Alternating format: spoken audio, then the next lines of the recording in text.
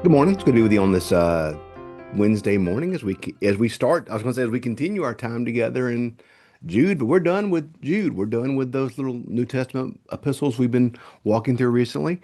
So we're going to start something new today. Like, so I was trying to think about where to go, and I wanted something kind of short because I don't know what this month's going to really look like. So I wanted something short, but yet pretty substantial. So, I like to alternate between old and new. And I realized, let's go to one of the wisdom books, one of the books of wisdom in the Old Testament. If you're familiar with how the Bible's broken down, you have the Pentateuch, the Torah, the books of Moses, and the first five books of the Bible. Then you get to the histories. Then you get to the wisdom literature. Then you get to the prophets. There's major and minor prophets. New Testament, you have the Gospels, then you have Paul's letter, Gospel and Acts, then you have Paul's letters, then you have the general letters, then you have Revelation or the Apocalypse. So you have the wisdom literature in the Old Testament, and these are books like Psalms and Proverbs, Job, Ecclesiastes. Ecclesiastes is one of these books of wisdom, and it is the books of wisdom are meant to be taken poetically.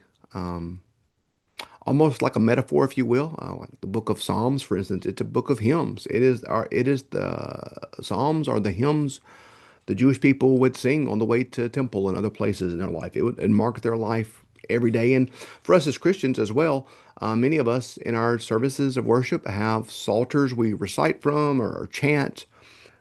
I would encourage you to read the Psalms often as a daily part of your life.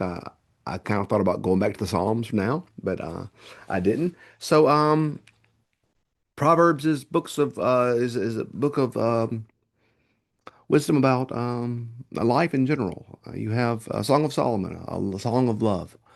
And of course, you have Job, a meditation on suffering. And then you have Ecclesiastes. Ecclesiastes is a meditation on life, on meaning, on finding purpose in life. And there are a lot of passages in Ecclesiastes that you know.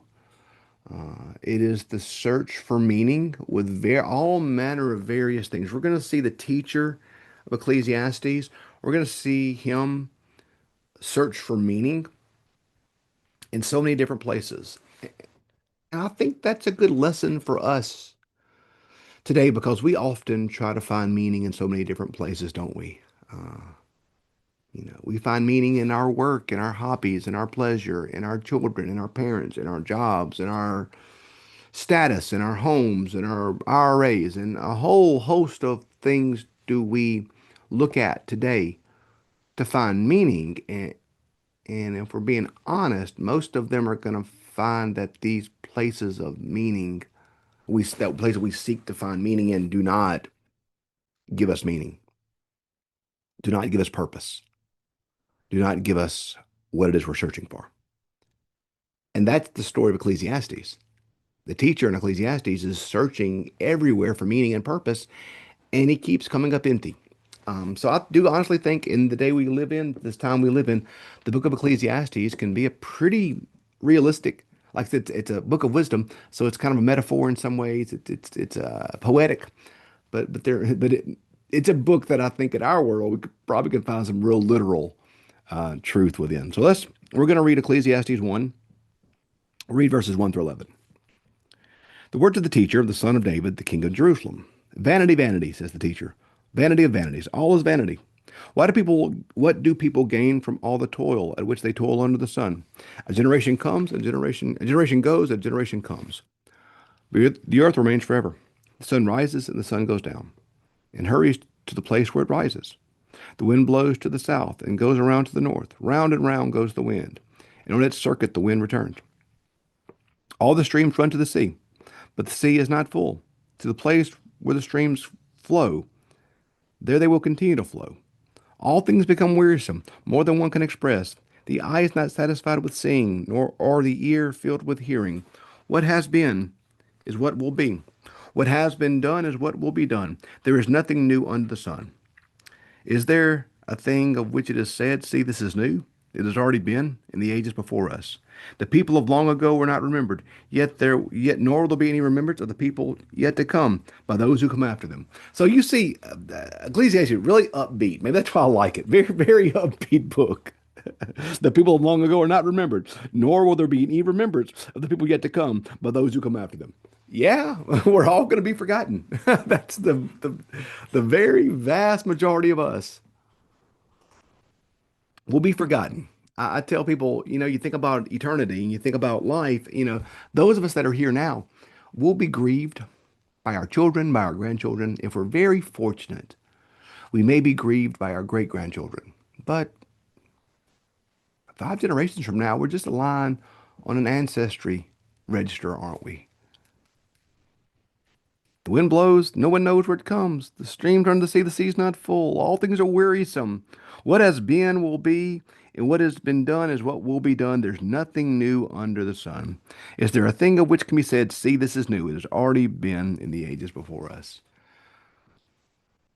Nothing new under the sun. I love that phrase. That's a very, I think, interesting phrase. There's nothing new under the sun.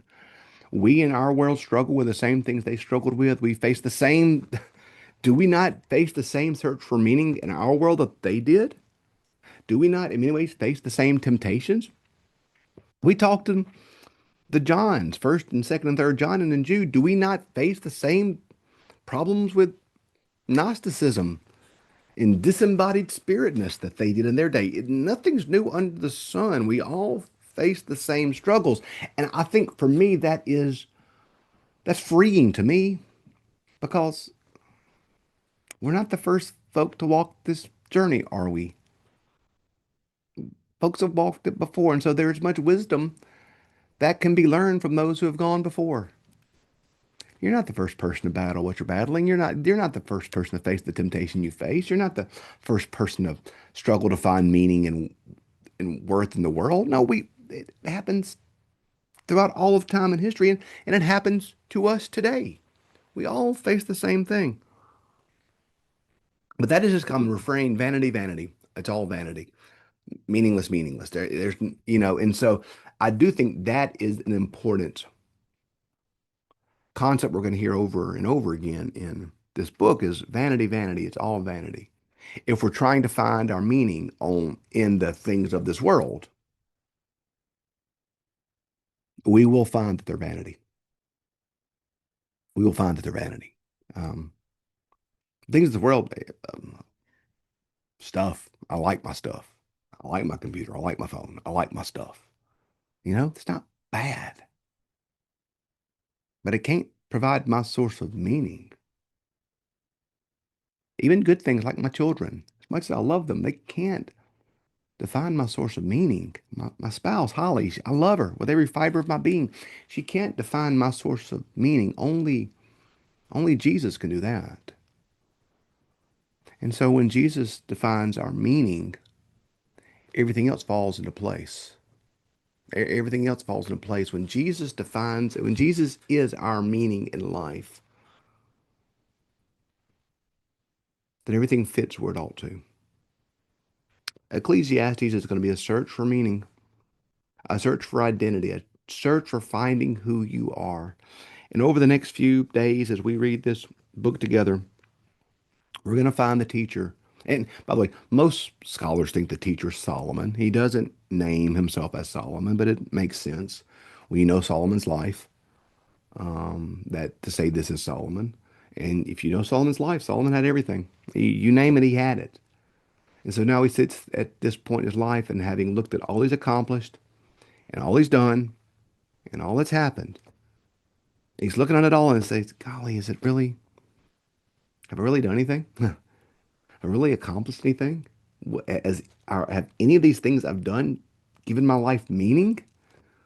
And so I think we need to understand that meaning will not come from accomplishments or stuff or praise of humans, but our meaning, our life, our purpose comes from, frankly, our faith and our walk with Jesus. That's where everything has got to flow from. So Solomon says, vanity, vanity, all is vanity. And if we tend to try to find our meaning in the stuff of this world, we will join our voice with his refrain. Um, let's find our meaning in Jesus. We find something truly worth finding meaning in. So it's going to be fun to walk through Ecclesiastes together. Join us tomorrow as we pick up with chapter 1, verse 12. See you.